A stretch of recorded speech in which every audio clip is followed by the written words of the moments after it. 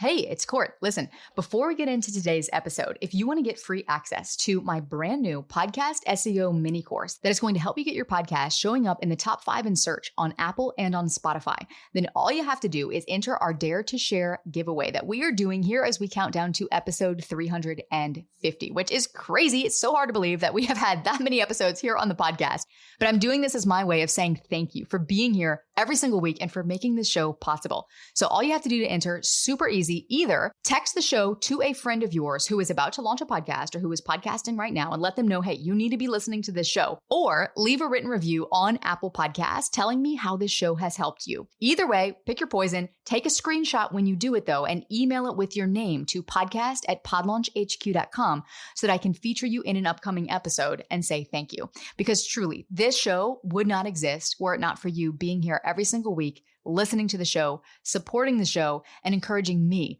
to keep going with my own podcasting journey. So thank you for being here. And with that, here's today's episode. I know you've heard it before. Give away your best stuff for free in every single episode. Make your episode so packed with value that people just get so excited about your podcast and they binge every episode. But on the flip side of that, where is the line between giving away enough so that listeners do love your podcast and they do binge it and they do flock to it and come back for more, but not giving away so much that they don't actually need your help inside of your programs? That is the exact listener question that I am answering today. And I'm going to show you how we do it so that you can do it too. Welcome to Insider Secrets to a Top 100 podcast. I'm your host, Courtney Elmer. Let's make your business binge-worthy. We had a great question come in from one of our listeners recently, Jill, who asked, I understand why how-to content can overwhelm listeners or make it less likely that they'll hire you. Like, I get that. But what I'm trying to wrap my head around is, where is the line between valuable content and how-to content? Can you explain the difference between the type of how-to content that I should avoid inside my episodes? Jill, this is such a good question. And honestly, it's a super important one that all of us should be asking as hosts. Because at the end of the day, we all want our podcast to be valuable. But how much value is too much to where it undermines listeners actually taking action to take the next step to working with you, particularly if you have a business behind the podcast? Now, if you don't have a business behind the podcast, this episode is still going to be hyper relevant for you, because at the end of the day, your podcast episodes need to be designed to move people forward. And we're going to talk about what that looks like. But first, before we get into any examples and what this looks like and where is that line, we need to define what valuable content even means. Because not having a clear definition of valuable content or value, this is where most podcasters go wrong. Most people tend to think that valuable, quote unquote valuable, means actionable. In other words, teaching someone how to do something. And that sounds super helpful on the surface, but the problem with that is when you go straight to teaching the how, your listener's going to walk away thinking, cool, I've got what I need. On the one hand, they're not going to see the bigger picture. They're not going to realize why the steps that you're giving them matter or how it fits into their larger strategy. So they may walk away from that episode and try whatever it is that you taught them to do, and then it doesn't work for them. And then guess what's going to happen? They're going to lose trust in you and assume you don't know what you're talking about. So they're going to stop listening to your podcast. Another scenario is they're going to go out and try what you're teaching them to do, and it will solve the problem. So they will have checked that box and they'll have no need to come back to your show. Or they're going to be so overwhelmed now with so many things that they need to do that they're not going to do anything at all, and they're going to stop listening to your podcast. So in all scenarios, your listener stops listening, either because they were overwhelmed or because they were underwhelmed. And that's exactly what, as a podcast host, you want to avoid. So valuable content isn't about handing someone a checklist or handing them a tactic or a tutorial. It's about helping them understand what's been holding them back and what needs to happen next to actually get the result that they want. Think about YouTube for a second. YouTube is known for how-to content. If you want to learn how to do something, go to YouTube. If I want to learn how to do a new makeup technique, I'm going to go to YouTube. I'm going to search for a makeup technique. I'm going to open it up. I'm going to have my phone right there while I'm putting the makeup on. And then once I watch that video, there is no reason for me to go back to it. Now, yes, arguably you could go back to that person's channel because you want to learn other makeup techniques. But at the end of the day, that person has taught me what I need to know. So there is no next step that needs to be had. I don't need to go raise my hand and say, I want to work with you. I want you to personally teach me how to do my makeup or for you to come do my makeup for me. There's no need for that because you've already taught me me what I need to know.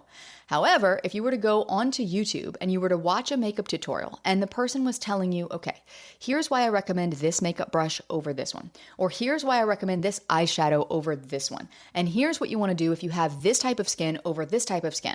Well, now you're going to really be teaching me a lot more depth as to what I need to know and why it's important. Now, sure, you can kind of give me a surface level technique, but then you could also show me that there's more techniques that you could build more. There's more looks you could achieve with this, that, and the other thing. And that's exactly what my course is for, where I teach you how to do X, Y, Z. Now, one of the things that people kind of fall into the trap of thinking is, well, if I'm not teaching how-to content, doesn't that shortchange my listener? Doesn't that actually undermine the value that they're coming to my podcast to get in the first place? And the answer is no. Again, because of the three scenarios we just talked about. They're either going to walk away feeling like they've got what they need and have no reason to work further with you, or they're going to be so overwhelmed by what you're teaching them to do because they're going to have so many questions about it and they don't know how it applies to their unique situation that they're going to do nothing, or they're going to come to realize that your podcast is just too overwhelming. It's too much information. It's too much to absorb, and therefore they just decide not to absorb any of it at all. So think about the most valuable episode that you have ever heard on a podcast, and it doesn't have to be this podcast. Whatever that valuable episode was, a podcast that really stuck with you. That episode probably taught you a couple of things. It probably taught you to think about an old problem in a new way. So it shifted perspective. It probably gave you insight on what you should be doing to avoid the problem in the future. So it gave you a new way of thinking. And in doing so, in shifting perspective and giving you a new path forward, you also get the added dopamine hit of that aha moment, which is addictive. And those of us who are especially growth-oriented individuals, we live for that dopamine hit. Now, what that episode probably didn't do is walk you through how to apply that insight to your specific situation. And so this is where a lot of people start to think, well, like, isn't giving someone the steps and telling them kind of what they need to do the same as teaching them how to do it? And it's not. Let me show you the difference with an example. I could have a podcast that tells you how to train for your first marathon. You've never run a marathon before. Maybe you're 5'2" like me and your legs are really short and you're like, I don't even know if I could run down the block, much less run a marathon, but I want to give it a go. I have this goal. I want to run my first marathon. Now on that podcast, I as the host could be the marathon expert. I could recommend what shoes you need and the different types of shoes that are for this type of foot or that type of foot or for this type of speed. I don't know. I'm making stuff up off the top of my head because I know absolutely nothing about running marathons. But I could also walk you through training strategies. I could give you a warm-up technique. I could tell you tactics that would explain, how to adjust your speed or your pace based on your terrain, or I could tell you a rest day strategy. All of these things that would be super helpful and that would get you further along than where you were before you started listening to the show. Or I could be your personal coach. You could literally work with me to talk with you about your specific goals and your specific situation every day and tailor the plan that I'm talking about broadly on the podcast to your specific body, your specific stride, your specific goals and timeline for when you want to run that first marathon. I could literally stand on the sidelines and with my stopwatch and coach you and build a custom strategy personalized for you to help you reach your goal of running your first marathon, to get you from where you are now to where you want to go, watching your gait, tracking your time, adjusting your plan based on your energy levels, your training intensity, and your overall goals. The difference is that the first level of content takes you from A to B, and it is helpful inherently because it moves you from A to B. It moves you from where you were when you started to a step or two closer to the ultimate goal that you want to reach. So for the Marathon Podcast, it will take you from not knowing how to run a marathon to feeling better equipped to do so. But then there's also another level of content. And that level of content, going from B to C, is going to require personalization. It's kind of like taking a workout class at the gym versus hiring a trainer. The workout class is going to get your heart rate up. It's going to get you off the sofa and out from behind your desk, and it's going to get you moving, and you're probably going to see some results. You'll be sweating, you may lose a little bit of weight, you may notice a little bit of muscle development, and that's enough for some people, and that's great. But inevitably, there will be people who take those classes who reach a limit in their progress, who plateau, who stop seeing progress, and they want to go further. They realize that this Zumba class, as fun as it is, isn't helping them build muscle, and they want to build more muscle, and they don't know the first step to doing that. So it's a progression, and the natural progression is to say, okay, now I need to go to the next level. I got here, but now I want to go there.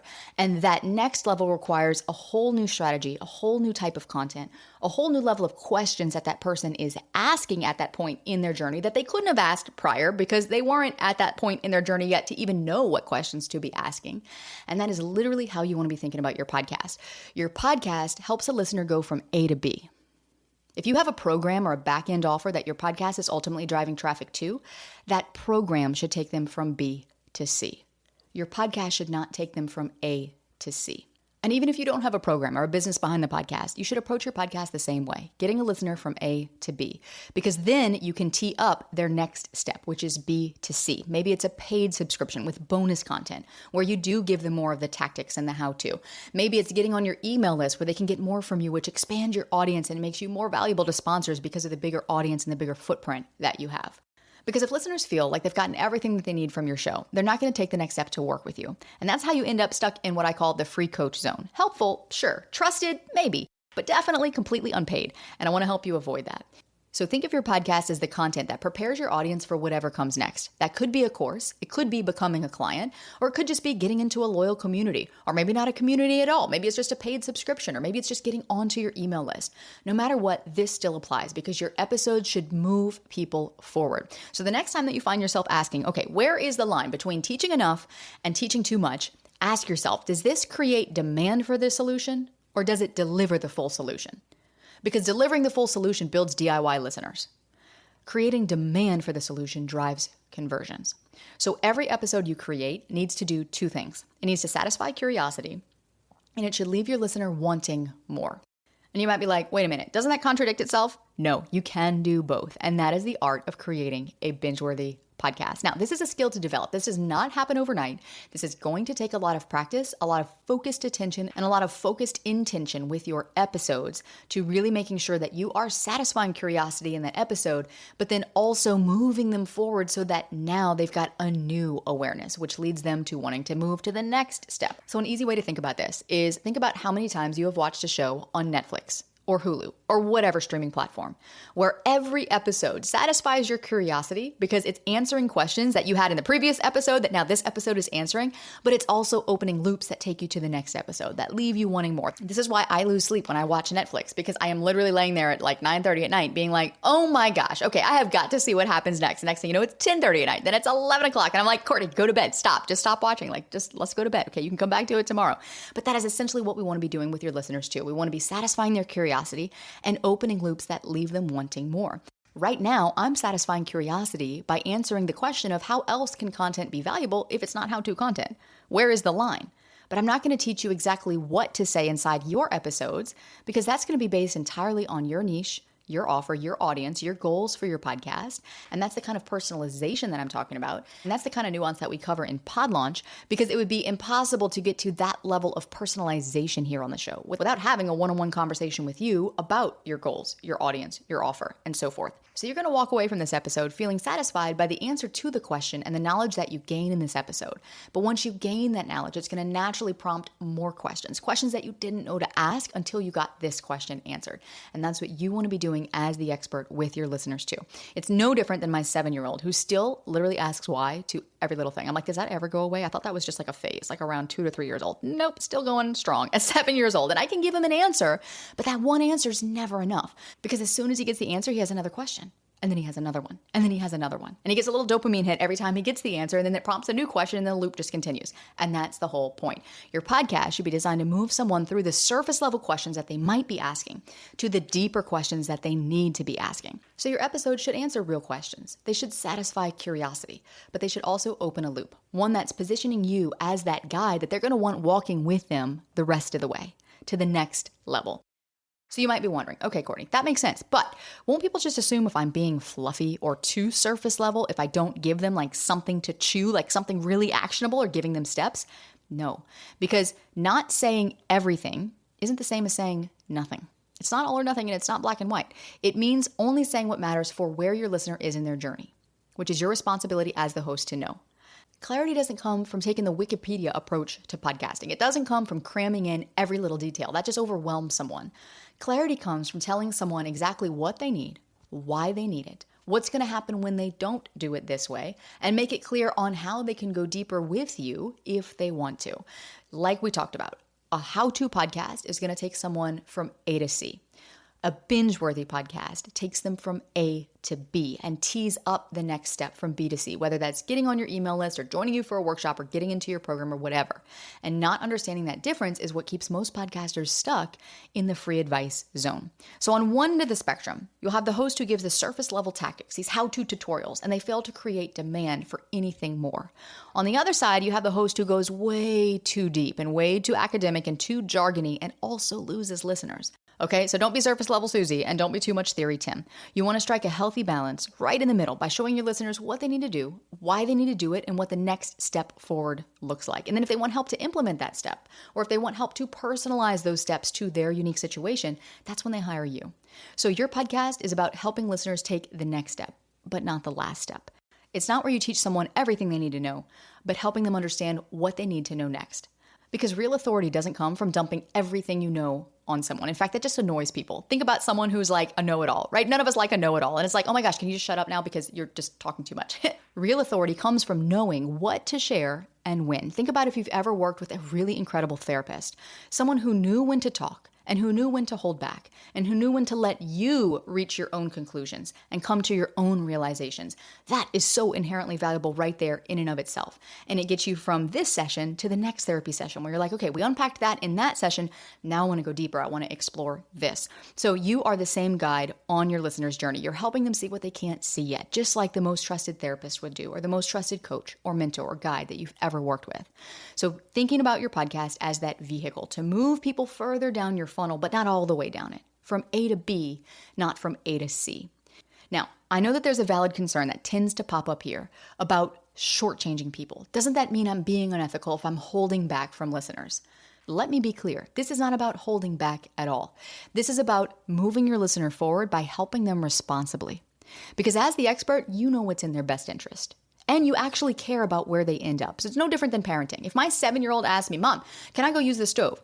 I wouldn't just hand him a recipe and be like, yeah, buddy, here you go. Just go follow these steps. Not because I'm trying to hold anything back, but because he's not ready for that yet. And giving him everything at once wouldn't actually help him. It would overwhelm him. Or worse, it would hurt him. So instead, what I might do is say, yeah, buddy, sure. Let's learn how to use it well together. Here's what you need to know first. And here's what we're going to practice today. Same thing with your listeners. Giving them the entire blueprint or all the steps and all the how-tos can honestly make things feel more overwhelming than they need to be and feel unreachable. And in my opinion, as a podcast host, that's not generosity. That's a disservice to your listener. So the next time you catch yourself thinking, all right, where is the line between teaching and teaching too much? Ask yourself, is this helping someone see what they need to do next? Enough to just take the next immediate step in front of them?